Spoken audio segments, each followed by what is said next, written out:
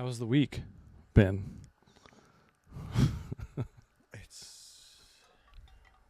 It's been a tough one.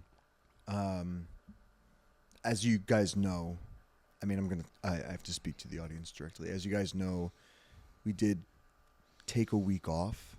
Some things happened in the midst of a really busy and hectic week. I know Evan was getting some of his clients ready for the Olympics and other red carpets and whatever. And unfortunately, my dog, I'll get a shot of him maybe later. My dog ruined our shooting schedule this week. Okay, I'll get right into it. I went to go pick up something. I guess we'll get to that part of the story later. I went to go pick up something in Venice, Main Street, and when I was on my way to that shop, I saw an Italian market on the right, and it looked really appealing. I saw some Romano cheese in the window. It looked really nice. Anyway, went in. I got some olive oil, vinegar, that cheese. It's great. And when I was leaving, there was something in the air. It didn't feel right. So I'm walking to the shop, and we passed my dog's mortal enemy. Compressed air. I mean, the ones that you fill tires with, the ones that go. Yeah, I don't want to scare him. So one goes off. He gets petrified, trips me, runs into the middle of the street, gets hit by a car. Fortunately, he's somewhat okay. He rips down Ocean Avenue. He rips down Main Street, takes a right on Ashland. Crosses Ocean Avenue. What the fuck, dude? How did you couldn't cross Main Street, but you crossed Ocean Avenue? What? He crosses Ocean Avenue and he ends up in a parking lot. In that parking lot are 6 people, me, this woman who left in the middle of her manicure, the 2 people that accidentally hit him. I love you guys. And these 2 guys that picked me up in the pickup truck and drove me all the way to him. He was in a corner. I dove for him. I broke my phone. I didn't break my hand, but it hurts. I caught him, and it was the most, I think it was the most traumatizing. No, it's not. Ooh, yikes. It wasn't the most traumatizing thing. I won't get into that. It was very traumatizing. I'm still feeling it. I had to text the guys. I was like, I can't do this. And I just I'm even I don't even want to be here right now. I can't really find the redeeming quality of being here. It doesn't, it's not, I can't see anything in front of me that's just making me feel better, I guess. Yeah, man, crazy. But, thanks for picking up the beer while you were there. I know, yeah. After that, I went and picked it up, and it was great. Thanks. They were so nice. I had a little conversation with them. I can't wait to try it. Let's try it out. Cool.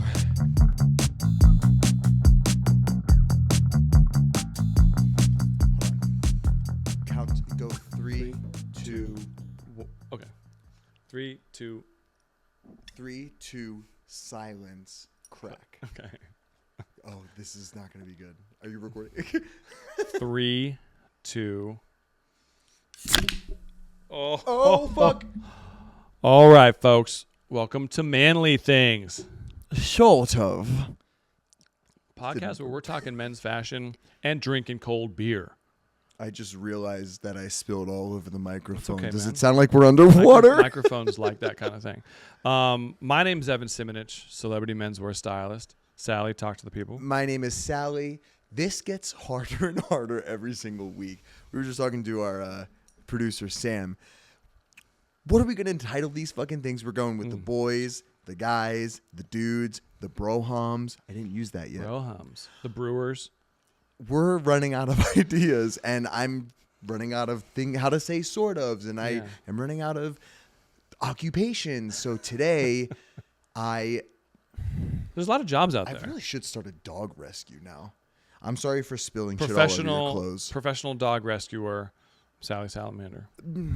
Thank you, everyone that was involved. It wasn't me. Your dog did get hit by a car, so I won't. Shall we have a taste test? Even though Yes. I drank some of the top whatever. Are you I ready? actually cheers.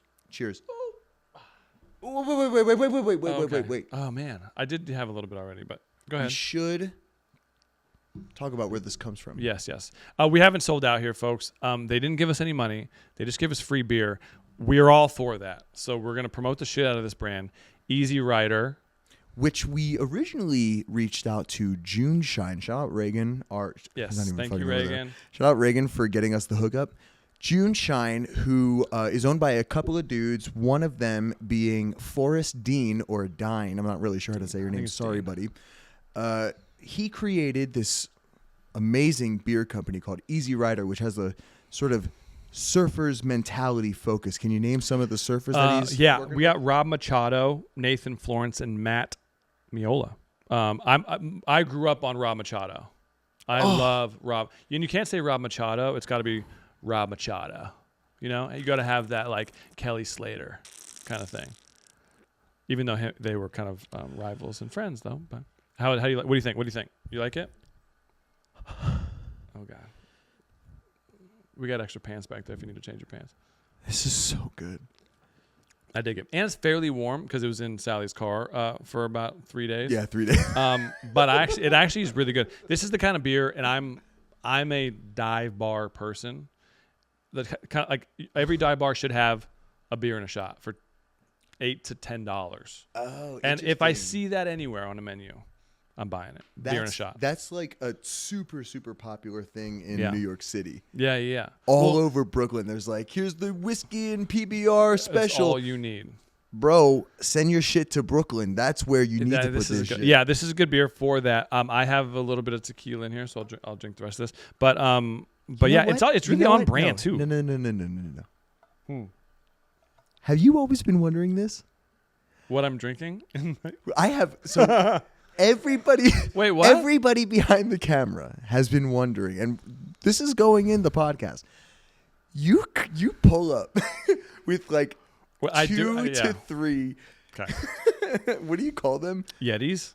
Yeti. We call them mugs. Yetis. Yeti. So Yeti. bro walks in like double fisting these black Yetis. You call them Yetis. Whatever, dude. Tumblers. No, the tumblers. That's what it is. I always wondered what they were. I always thought the top one. I was like, the big one. Okay, you brought a latte or something. No. So the majority of the time, it's either like a hot toddy or a throat coat, just to make sure the vocals are healthy. What? And oh my God. And usually in this one, so I don't know. This time I brought literally an ice cube from home because we have tequila here. So that's what I brought here today. Okay. I guess I should start doing something like that too. Yeah, feel free. You are so inspiring to me. Oh wow, that's really nice of you to say. You're influencing me in a good way or a bad way. Well, influencing me to drink more is not necessarily a good thing, but what's unfortunate is you're not the first person that's ever said that to me. But the ways that you put Jesus Christ, I know. The ways that you pull it off, demure. Yeah, it's borderline alcoholism, but because it's quiet, you know. Don't say that word. I'm triggered now. Hi, my name is Evan, and no, I'm kidding. No, but today we're shooting the shit. I thought today would be a good idea to kind of let you know who we are as people, like why we are the way we are, and talk about influences, not influencers, people who influence us. Yeah, we really briefly got into it in episode like. It was a while ago. Yeah, it was a while ago. But we didn't really get into the thick of it and get into the like identity of our inspirations, our influences, and who we pay attention to. And we're gonna show like pictures of the people that we're talking about. I think you'll know based off of like what I'm looking at on the computer. You're gonna know who I'm talking about. You're not gonna know who Sally's talking about, but that's fine. I'm gonna learn as long as you will. But real quick, what are you wearing today? That's just off the rack behind you. Yeah, I pretty much stole half of this costume from the racks. Good. On the bottom, I got my Margiela Tabby cowboy boots. I will never fuck that up ever again. Then I got my Double RL train conductor pants. These are, I think, my favorite pair of pants. I wish they fit a little better, but that's my fault because I gained 30 pounds. On top, They look great. I have no issues with that. I have this vintage Harley Davidson shirt with this fucking slamming Beauty. babe on it, and this beautiful corridor shirt that I spilled beer all Get over. it clean, man. I am sorry. All good. No problem. You honestly, when you walked in with a chambray shirt, we were kind of on brand for what we were doing. Like, we're drinking Easy Rider, kind True, of run, like West, I don't know. Should I put it on? Yeah, go ahead and change. I'll tell you what I'm wearing today. I don't know. I'm pulling a Justin Thoreau, and the sleeve monster got me. I'm wearing a John Elliott cut off sleeve shirt. Love John Elliott. Yeah, and it looks rugged. It's got I got it because it says Idaho and it's got antlers. It's a taxidermy shirt. There's like a taxidermy thing on the back, tucked into my Wranglers, and I got new Tacovas. You can't see because of the beer, but it's got a sick. Whoa. Yeah, Oh I love the toe, the little bit of a square toe. I've been wanting these for a while, so. They're slightly big. I stupidly ordered them online because the Tacovas in Nashville didn't have my size, so they're slightly too big. So I got to thicker up on the socks, but because I'm not the type that's gonna. I'm sorry, Mike. I'm not the type that's gonna like return it. I'm not gonna send it back. If you had the opportunity to get the right size, would you 100%. Amazing. Yeah. So I'm actually I got to go to New York this week. I'm gonna take them with me. I think there's a Tacovas in New York. I'm gonna walk in with them and ask if they can swap out the sizes. Very kind of you. That's not. That's kind of you. It's fucking Come on, risky. Tacovas. Can I ask you a question? Go ahead. About what you're wearing? Okay. And then we'll get into the meat of the show. I often wear a cutoff tee as well. Mm-hmm. I think it's cool. There are two things that I'm insecure about. My fucking body hair on my shoulders and like the back, and I look like a fucking ape. I know some people say don't shave, that's even worse. Yeah. But I do. I mean, I trim it. I don't shave it and then like it's prickly. I trim it to like a number 4 or something, and it's like just. That'd be a good question for a groomer that we have on. I think we're due for actually a groomer totally episode. deflecting my question. And no, I'm sorry, we'll but that's that. go ahead. No, go ahead. The second thing is, I like if it goes too low, I'm afraid of my side boob. I see. Yeah. You, which I always. No offense, I've always thought it's like, what a fucking insecure piece of shit. He's wearing a wife pleaser underneath of a cutoff tee. You're wearing it and it looks like great. Tell me the psychology behind that. Kind of the same, where I'm somewhat self-conscious of like the hair situation, like whether it be armpit hair or just showing a little bit too much skin, especially if I'm going in public. Like if I'm working out at home with a shirt like this, I'm letting it ride. But no, I'll usually do this. I always wear like a wife pleaser every day anyway. But I like this also because it shows a little bit of color on it. It's like, cool. It just shows a little bit of white on it. Yeah. That's mainly the reason why I wear them, other than, hiding the side boob. Mm-hmm. I know that it looks cool to me, but I always was worried that people thought it was like, oh, I guess he's really worried about. Oh no, I don't think that. I think you should try and rock it. Yeah, next time you do it. It does cover up my tattoos, though. I wish it would show my tattoos, but that's okay. Real quick about my hat. I grew up in Atwater Village, and so I saw this hat at the Racket Doctor in Atwater. Walked in there, saw this hat, and I was like, I gotta get it. Spent way too much on it. I wanted a black trucker hat. I thought this would be like $10. Do you want to guess how much it was? Probably $80. It was about 50, but still way too much for it. I couldn't not get it. But have you ever had any of those purchases where it's like, I know I'm paying too much, but I need that item? Yeah, because that's what happened it molds to your identity. Yeah. It's like a part of who you are, which yes, I think we should get into. Sorry, yeah, we're gonna get into it. Influences. People we grew up idolizing, people who we think about on a daily basis. I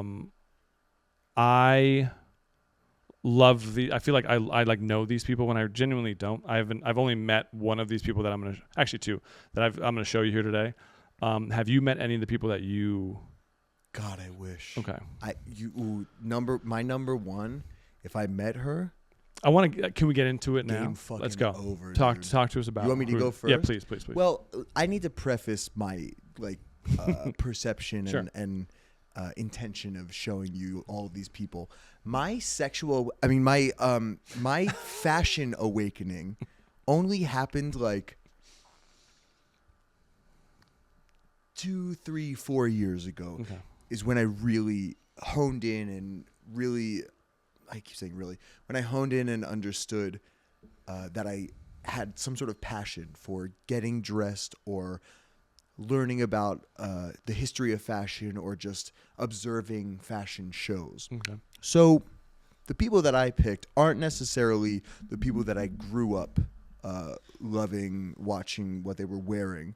These people are the people that I think about on a daily basis, but for different reasons, which I'll get to in each scenario or each person. So number one is, I'm getting like the butterflies even talking about her. Yeah, and you'll say her name, but this picture is so beautiful. The way she's sitting in the chair, the cigarette.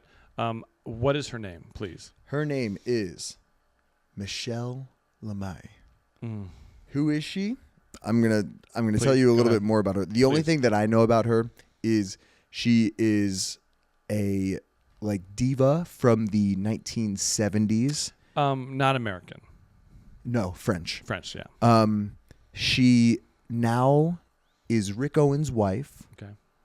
Older woman. Shout out Rick Owens for catching that fucking. And she has a jewelry company. She makes really interesting, like, industrial-looking rings. Do you know what the name of the jewelry company is? I think it's just her name or something. We'll look it up. Tell me what you think about this picture, and tell me if you can, like, identify anything about me in her while I actually get a little bit of history about her. Well, obviously, like the first thing that comes to mind is the tattoo on the forehead. She also just looks like she's like extremely mean and just doesn't give a fuck. I love the.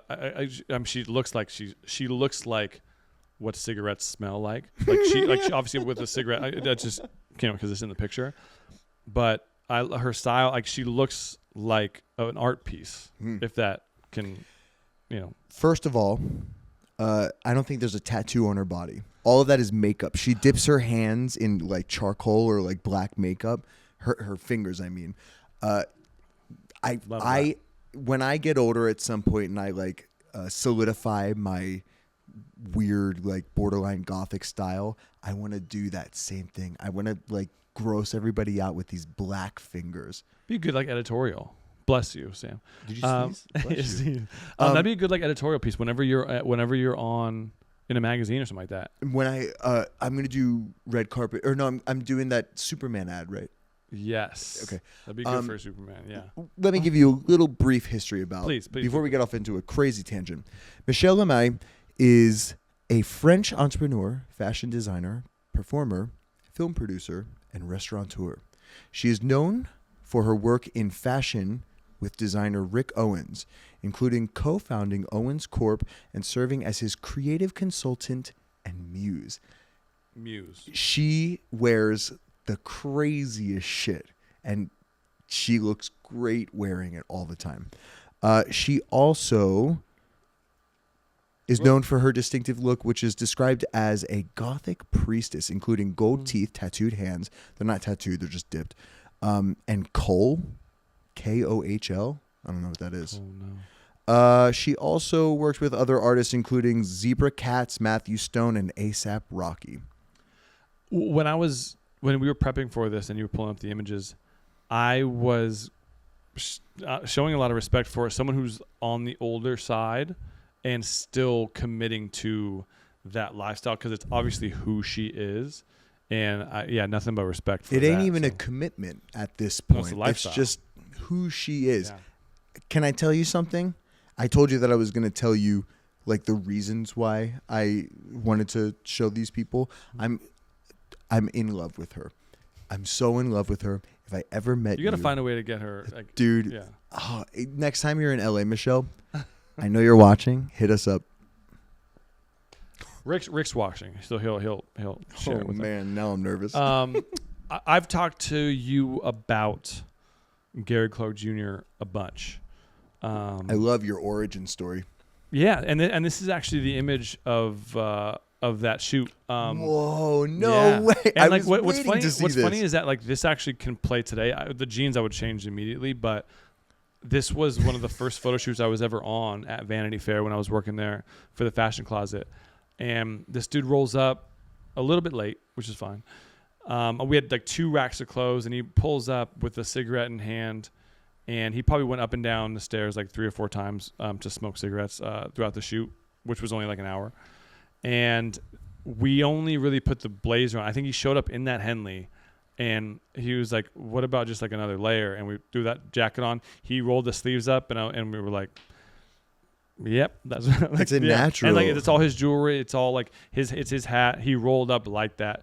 And so when I saw that, I was like, that's what style is. And so ever since then, I started listening to his music, and he's always been like an icon to me. And yeah, nothing but love for Gary Clark Jr. It looks like a second skin. It doesn't even look like style. That's a good way to put it. Yeah. It looks like it's him. It's how he's going to show up, no matter what the color, no matter what the undershirt, no matter what style of jeans. He's always going to look like Gary Clark Jr. in his skin. And I think it's one of those where like he'll show up to a red carpet, he'll show up on stage and just be like it'll be like a tank top and like hat to the side, glasses, and honestly with a cigarette. Like he's our modern day like Hendrix / rock star when it comes to that. And so I've always respected him. I'm trying to dissect like where you draw style and inspiration from him, and like I don't really see a Western look, especially from this look in particular. I've never done much research on him, but I know he's like a skinnier jean kind of guy and like a slimmer fit kind of guy. That doesn't ring as country to me. So I think what I'm getting from him is that you like the way that he layers things, and you like the way that he has sort of like a it's Western, but it's like it's a weird abstract Western that like takes away the horses and cowboys of it all. Yeah, I think it's I honestly don't even think it's Western at all. I think it's more so someone just walking up knowing who they are, kind of similar to the previous person we were talking about, where it's I know I look good in this and I'm gonna wear this. So it's way deeper than just style. It has nothing to do with like Western. Yeah, it's again, it's like it's a lifestyle. So someone who just doesn't care and who's always going to be them and true to themselves. That's why I like who he is. That's cool. I think that's going to be like the story of this. Yeah. show. Well, I mean, the first 2 we both have a very similar like. She's doing her fucking thing, and that's exactly what I want to do at some point. I'm still trying to figure out what that thing is, and I think I'm a little afraid to really dive into what I really want to pull off. Well, as like a musician, you look at people like a Sam Smith. You look at people like what's the girl Pink Horse Club? Chapel Roan. Right. So Pink Pony Club. It's a great one. But you look at who she was back then to who she is now. So she like was trying to make the labels happy. Sam Smith trying to make the labels happy early, and then are now who they really are. Is kind of like that's what musicians do. You got to make people happy. And I don't think I ever got there in my little short music career that I had. So I'm hoping after this conversation, and I'm already feeling inspired to put out some new music. I like it. Okay, your next people right here. Let's go the couple right here. Yeah. So this is Fecal Matter. They're a Montreal-based punk duo, but they're also now muses. I don't want to say muses, but they're like heavy in the Rick Owens community, which is funny because I didn't really necessarily put the 2 together until I started looking at these pictures, and they're in a lot of pictures together. Yeah, they are. But Fecal Matter, and there's another duo that we were talking about. They're a European duo. We'll get their name. If you're on TikTok, it's the people in New York City. It's New York City or Amsterdam or something. They wrap themselves in like caution tape and red duct tape, and they like walk really weirdly, and they're super weird. Fecal Matter sort of does the same bit with the Rick Owens edge.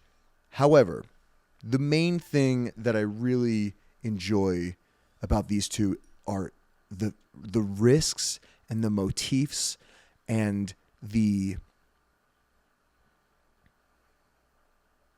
of it all. It's not mainstream at all. So and even honestly, getting to know you, there's nothing like I'll play music whenever we're getting ready for the show.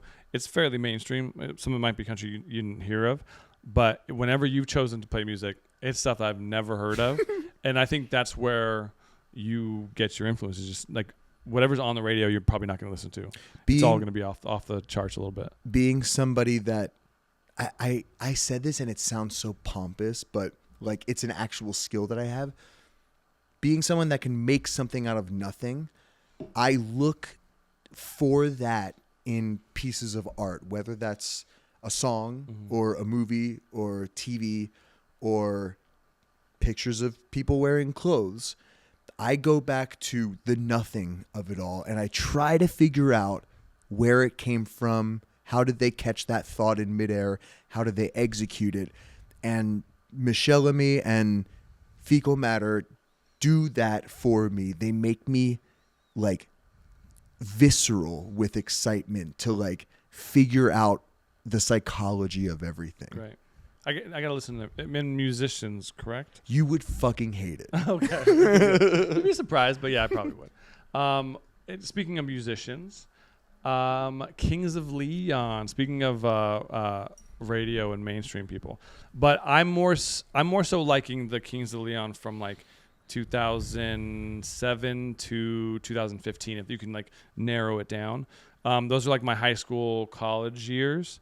And so who they were, like how they were dressing, I've always just loved like the layers and like the colors, everything that they've chosen, like kind of similar to a Gary Clark Jr., where it's like they're going to start the skinny jean trend or they're going to start the baggier trend. This is kind of where I leaned into like the Western stuff because they were always wearing boots, the majority of them, and finding ways to rock it. And it was always like Saint Laurent, Celine, brands like that kind of go more towards like the rock star element, if that makes sense, like of like the higher end designer. So yeah, I've always like loved Kings of Leon, loved their music, and then that's what kind of in high school got me into like, oh, clothing is kind of who you are. Like I was like big like Newfound Glory, The Used, but I was more so into that music rather than thinking about the clothing. This was the first band that I listened to, and I was like, oh, the clothing helps make the band or the musician be who they are, you know? Super cool that they are posing in like 2008 probably, and I hope so. It's timeless. It is timeless, right? I mean, no matter when the photo was taken, I would look at this and go, oh, that's a modern day looking band. Or like, that's a band from the 50s. Like, Agreed. It all works. The only thing that doesn't work, I know we didn't want to critique anything. No, please. Dog, the checkered fucking shoes. Yeah. My guy in the pink shirt, the white jeans and the checkered shoes. He's always the good. one. He plays the bass. I don't know which he's the follow well it is. weirdo. He's the bassist, kind of his little funky. Got it. If anyone, I wish I knew each and every one of their names. Obviously, we know Caleb is the lead singer, but the one in the brown blazer, he's Kings always of Leon. Yeah, right. So he's on. Right. I'm talking about on. The all black with the brown blazer and the glass. He's always had good style. And if anyone, I was going to lean more towards him. I'd always see what he was wearing. Sam, do you know his name? The lead guitarist. We'll get it for you. He's always looked good, and I love them. Do you ever listen to Kings of Leon at all? I've only listened to I know that I could use somebody. Matthew Follow-Up. Matthew Followaway. Yeah, so good. Matthew, you are a style icon in my head. So. Or whoever styles Matthew. So when I was working for Samantha McMillan, she was offered to style them, and I think she said no. She was also offered to style Kobe Bryant ahead of the Oscar stuff. Trust me, dude. That's kind of why I kind of left Samantha. I love you, Samantha. But she started saying no to all these people, and I was like, why are we saying no? Kobe. R.I.P. Bryant. I know. I got to wear my Kobe Bryant jersey one of these days. But anyway, so that's... Do you know that Kobe Bryant grew up like 15 minutes away from where I grew up? Lower Marion. Marion. My boy. Shout out Kobe. I'm gonna cry. Go ahead. Well, Yoji, yeah. yeah, I'm finishing off. Is this so? You have two images here. This is the runway image you want to use. Is yeah, that Yoji Yamamoto? I kind of want to. Yeah, I brought up the two images just to show the creator and the creation. This is one of my favorite kinds of Yoji looks, the silhouettes, where it's androgynous. You can't tell what. I don't want to be redundant, but the skirt. I have been trying to wear a skirt for years and years and years and years, and I can't figure out what kind of skirt to wear. Yoji Yamamoto has the perfect skirts, bottoms, everything that I want to wear all the time. I know that before the show, you prompted the question, name a brand that you would want to wear for the rest of your life. I'm jumping right into it. Yo, please. If Yoji Yamamoto made like a summer line where it was like drapey tank tops and like things with holes in it or whatever, I would wear this shit all year round because it does so many things for me. One, it hides all my insecure spots, my love handles, my side boob. It's just so much layering. Yeah, so I get that, yeah. Two, it's like an expression but non-expression of oneself where the colors are always so dull and gray scale and black or white, and at the same time he uses these like incredible prints, these floral prints, these photos that he's like stretched out, and it's really amazing stuff. I love this shit. And I keep like losing my train of thought, but that's all I have to say. No, he's an icon in terms of being a designer, like in the designer world. So, yeah, I respect the shit out of him. I want to say he styled the Japan. I see Y3 on a lot of the Japanese stuff for the Olympics. That's his. Adidas invested a there we go. ton of fucking money into him, and yeah. And he has maintained that relationship impeccably. That's great. It's fucking incredible how long Y3 has lasted. I don't know if Y3 in New York is still open, but that store was so fucking sick. In LA, where would you get Yoji Yamamoto stuff? In order to find Yoji Yamamoto stuff, you would have to go to a place called Just One Eye.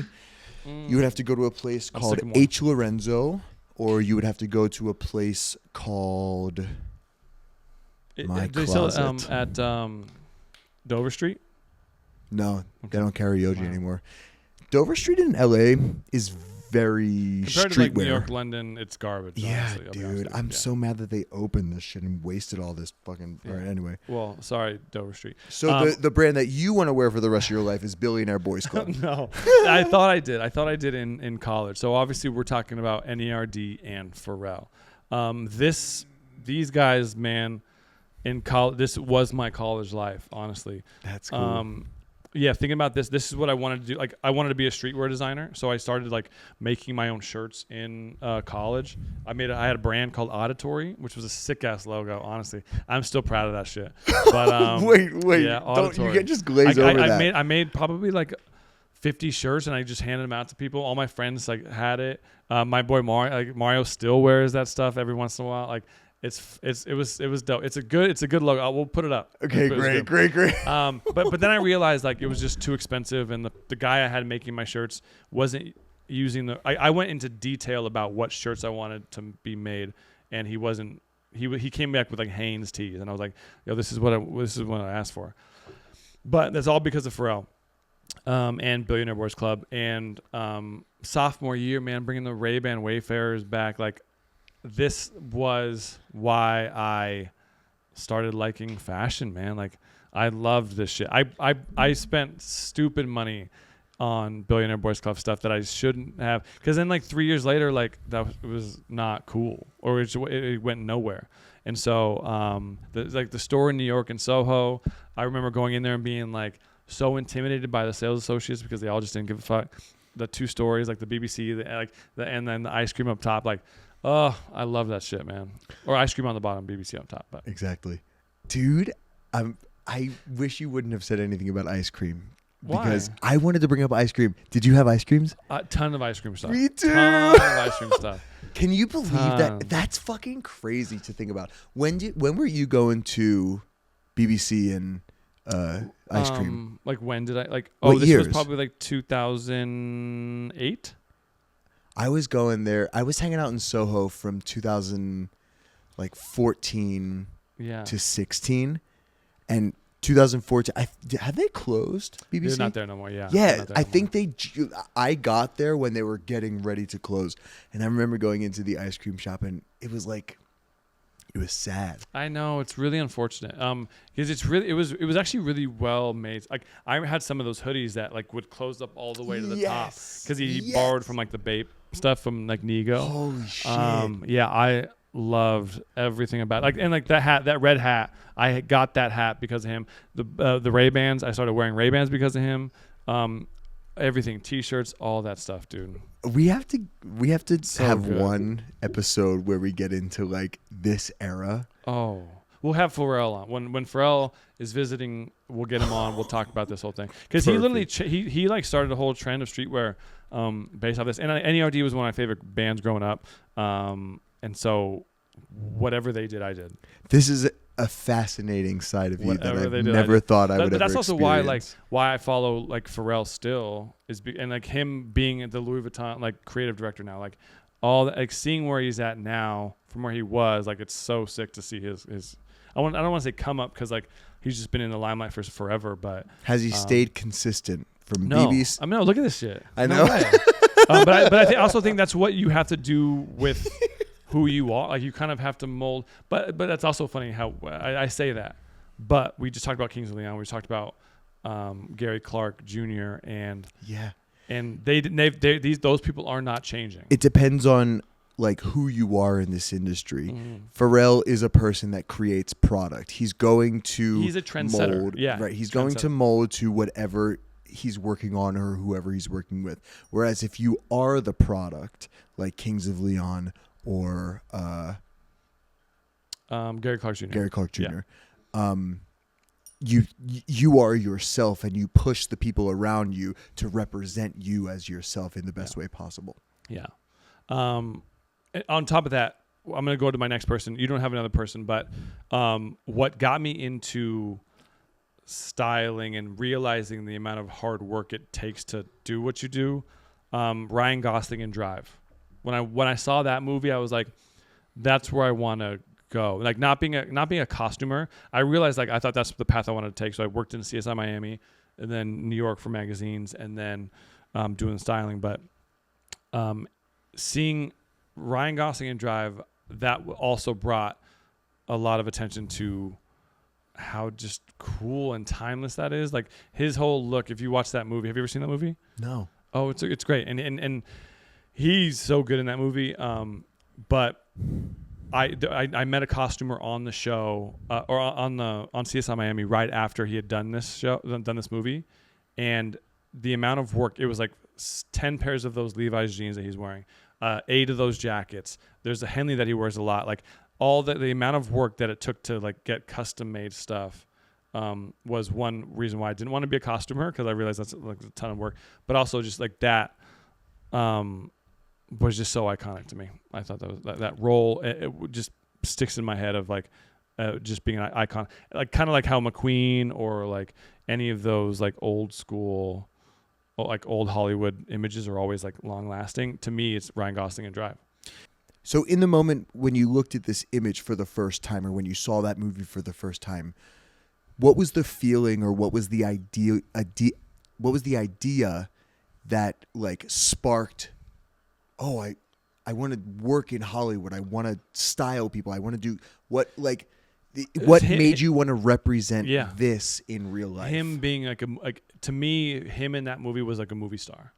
I saw that and I was like, that's what a movie star is. That's like really someone cool. someone like you'll see when you watch the movie, the way he talks to Carey Mulligan, it's like he's like so patient, and then he'll talk. Like it's like I want to be that guy, and so the way the stuff he wears, like it all, like the gloves, like it was all that's what a movie star is. And he probably tear this off of like again all those old movie stars like McQueen and I can't say McQueen, but all those guys. And I saw that and I was like, that's who I. And luckily I was able to work with him and for that La La Land press tour just to be around him. And we were in the middle of a fitting and he referenced, oh, I did this movie called Drive.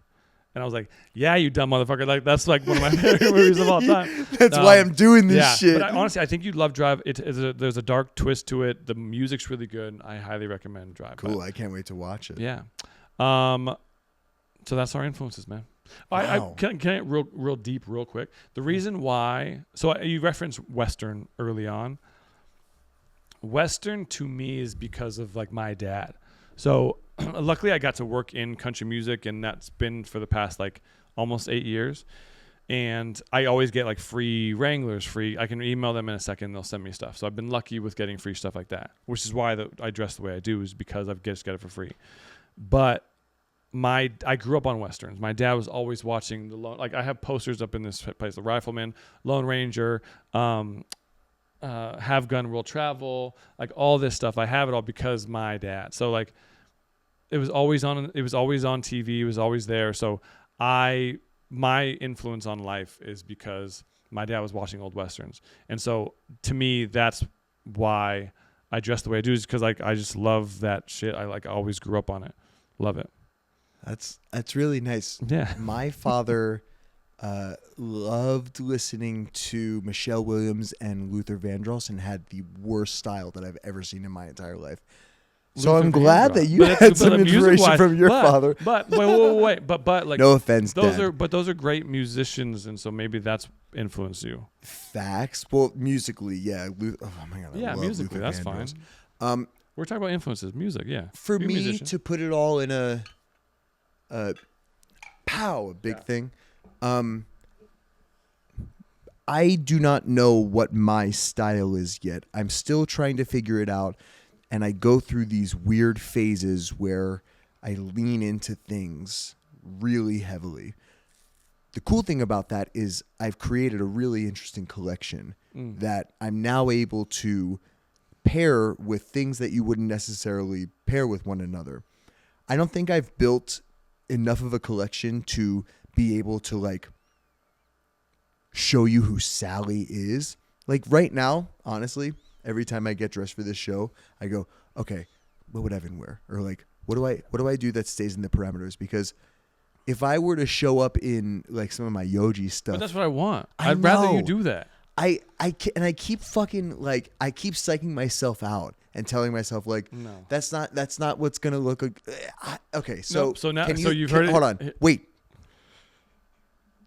Do I have permission to wear whatever the fuck I want on this show? Since episode 1, you've had permission to wear. That's what this is about, is people being free to express themselves. Be who you are. Be true to yourself. I feel like the first time I watched the Wicked trailer, I feel like everything's new to me. The new movie? That's amazing, yeah. Thank you. I can't wait. Please, so wait until you see what I wear. So next week, we're going to hold it to you. Wait a minute. Go ahead. I don't think there is a next week. No, might be a couple of weeks. I got to travel a lot. We'll figure it all out. But Easy Rider. Oh, yeah. Go and get it wherever you can get it. Easy Rider from the makers of Juneshine. Yeah, also shout out Juneshine. If you ever are in Venice, go to Juneshine. Let them know that you know Manly Things sort of because they love us. Yeah. And also, like, they're not paying us for this shit. They just give us free beer. And it's actually really good. The logo's dope. I like it. Pair with a shot of whiskey. Very on brand for us. It is, man. Western stuff. Thanks, Forrest. We love you. Even though they're like more surfer type stuff, but well, you also like surfing. Big surfer guy. I don't know anything about surfing. That's fine. This has been Manly Things. Sort of. Love you, Dad.